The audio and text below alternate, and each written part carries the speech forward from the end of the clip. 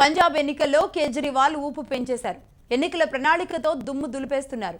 ఇప్పటికే ప్రముఖ పోటీలో హైప్ తెచ్చుకుని ఎవరు గెలవాలో డిసైడ్ చేసేది ఆమ్ ఆద్మీ పార్టీయేనని టాక్ వచ్చింది.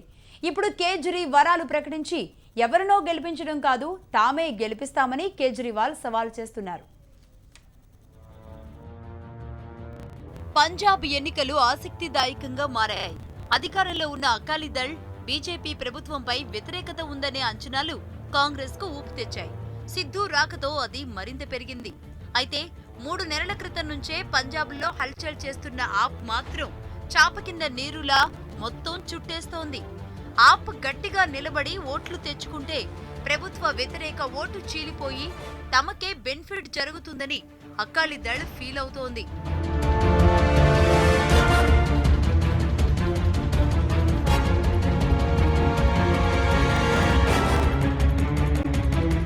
నోట్ల రద్దు జరిగాక కేజ్రీవాల్ ఓ రేంజ్ లో బీజేపీపై మండిపడ్డారు.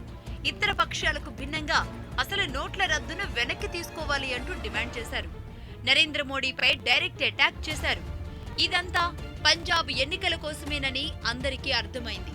అయినా నోట్ల రద్దు తర్వాత చండీగఢ్లో జరిగిన ఎన్నికల్లో బీజేపీ కూటమికి అత్యధిక సీట్లు రావడంతో కేజ్రీవాల్ ట్రెండ్ మార్చారు. నోట్ల రద్దు ఇష్యూను పక్కన పెట్టేశారు. అధికార కూటమి వైఫల్యాలను ప్రచారం చేయడం మొదలెట్టారు. అయినా మూడో పార్టీగానే మిగులుతారనే టాక్ వస్తూ ఉండడంతో ఎన్నికల ప్రణాళికలో పాచిక విసిరారు.